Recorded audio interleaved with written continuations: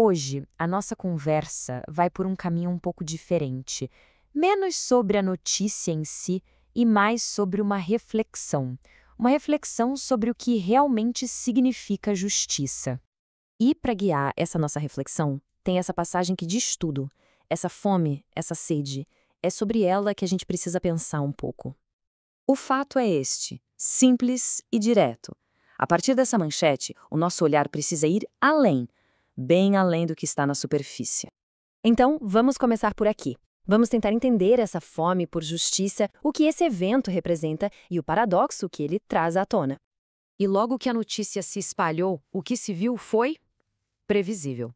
Um silêncio quase ensurdecedor em muitos círculos cristãos e, do outro lado, claro, uma defesa incondicional. Essa divisão por si só já diz muita coisa, não é? Mas aqui a gente precisa de um esclarecimento que é crucial. A prisão foi por risco de fuga, por obstrução da justiça, mas veja bem, ele ainda não está preso pelos crimes mais graves, nem pelos ataques à democracia, nem principalmente pelo seu papel na pandemia. Muita gente defende dizendo que ele não matou 700 mil pessoas. E literalmente não, ele não matou. A questão não é essa. A questão é a omissão de um governo. É o discurso, a minimização da crise. Isso, sem dúvida, colaborou para essa tragédia. E essa responsabilidade existe. E essa seletividade da justiça não para por aí. A forma como ele foi preso, em contraste com a realidade do Brasil, nos joga na cara a questão da dignidade. Porque parece que existem duas justiças. Porque para ele é oferecido o tratamento que, na verdade, todo preso deveria ter. Uma cela digna, sem algemas, acesso à saúde. Mas a gente sabe que essa não é a regra.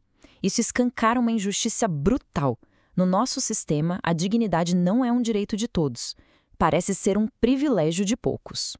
E sem essa garantia mínima de dignidade, o nosso sistema prisional vira o que muitos chamam de fábrica de criminosos. Alguém entra por um delito pequeno e sai de lá cooptado pelo crime organizado, pronto para um ciclo de violência muito pior. E quando a gente encara essa miséria, esse ódio do nosso sistema, a justiça encontra a teologia numa encruzilhada. E é aqui que a gente precisa falar sobre redenção e sobre a pena de morte silenciosa que o nosso país pratica.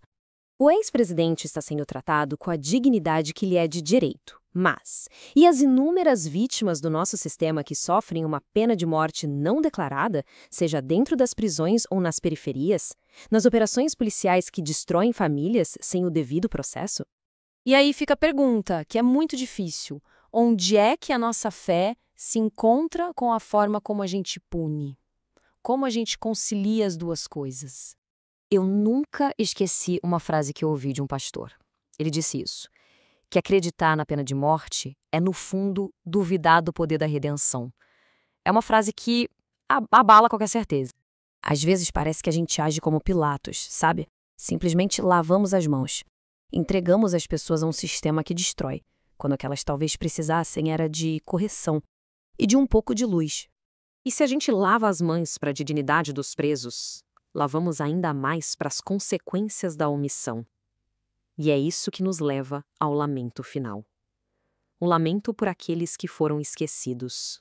700 mil. É um número que a gente precisa deixar pesar. 700 mil vidas.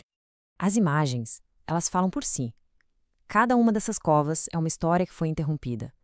É o custo humano da omissão gravado na terra. E o que mais dói é lamentar que a omissão que levou a 700 mil mortes não seja tratada com o mesmo rigor que um golpe fracassado. Que para alguns isso seja visto como um detalhe e não como a revelação do caráter de um governo. O que nos resta, então, é uma oração.